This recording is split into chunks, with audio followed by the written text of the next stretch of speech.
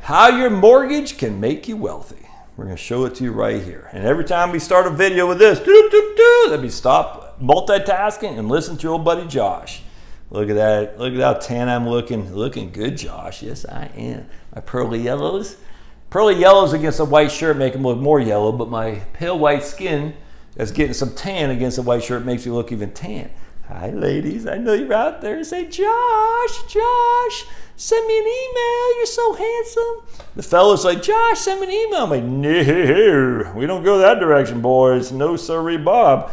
Look, maybe in my drunken days, I might experiment a time or two. No, there ain't nothing attractive about men. Why a girl marries a guy, I don't know. There's nothing sexy about a guy. That's just a fact. If you're born that way, you go that way, more power to you. But man, not for me.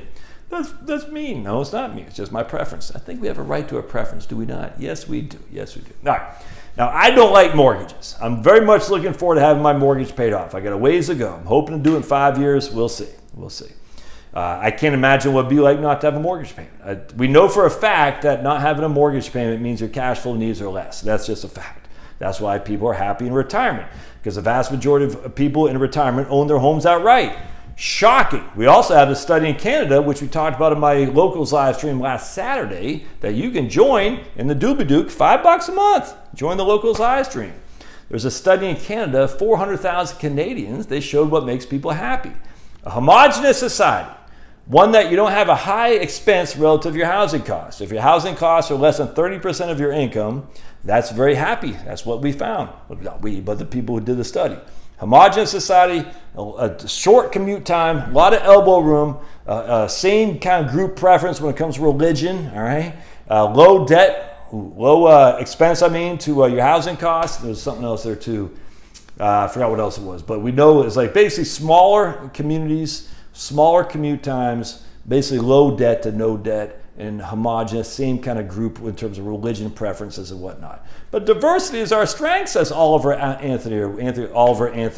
I just, no hillbilly will ever say that, especially with the way he talks. We actually had a good feisty one last night.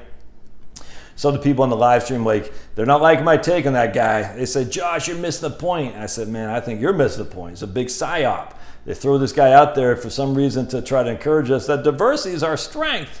And they say, you're taking it out of context. Did you watch the interview he did, that Fox News guy? I didn't say it. He said it. It's like, we're a melting pot. Diversity is our strength. I'm like, oh, gosh.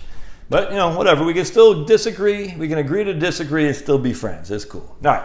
So, again, I do not want you to have a debt, but I could not afford this house without taking a mortgage. I don't know. I don't have the cash flow for this. You know what I'm saying? You cannot afford your house without taking a mortgage, the vast majority of people.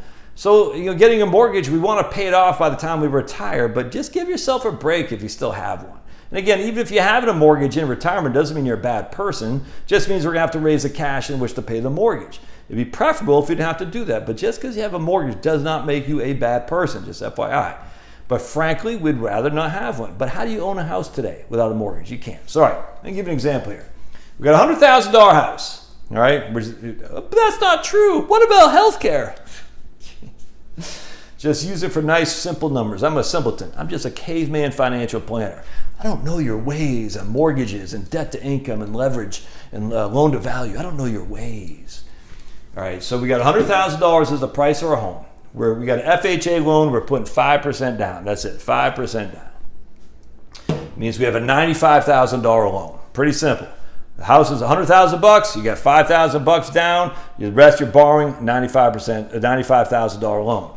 So what we do, we just figure out a loan to value. We take the amount of our debt divided by the value of our home. That's literally just that simple. That's our loan to value. LTV is loan to value. So if we have a 95% as our loan to value, inherently 5% is our equity. All right, that's pretty simple stuff there. All right, so now what we do is we say the very next day, we'll just say our house went from $100,000 to $200,000, just for simplicity. All right. Now our loan is still the same. We still got a $95,000 loan, right? I got to make sure I'm looking at the right place. There we go, right there. Look at that dirty. So our house went up to $200,000. Our loan is still the same. We still have now, but we have $105,000 equity. This is just basic balance sheet accounting, nothing fancy here.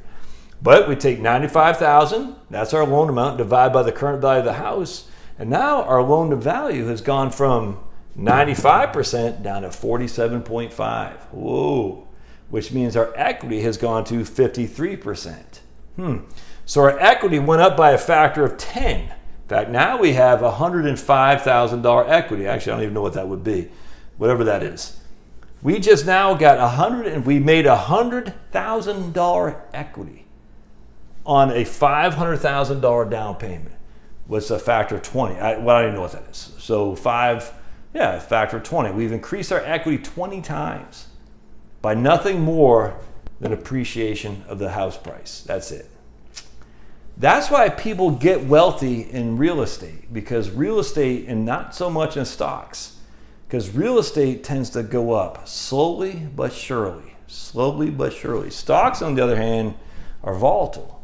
And what happens, like I'm looking at NVIDIA last couple of days, I just got off the horn with a lady who's just been crushing in her NVIDIA stock. And I'm like, please take some gains, please.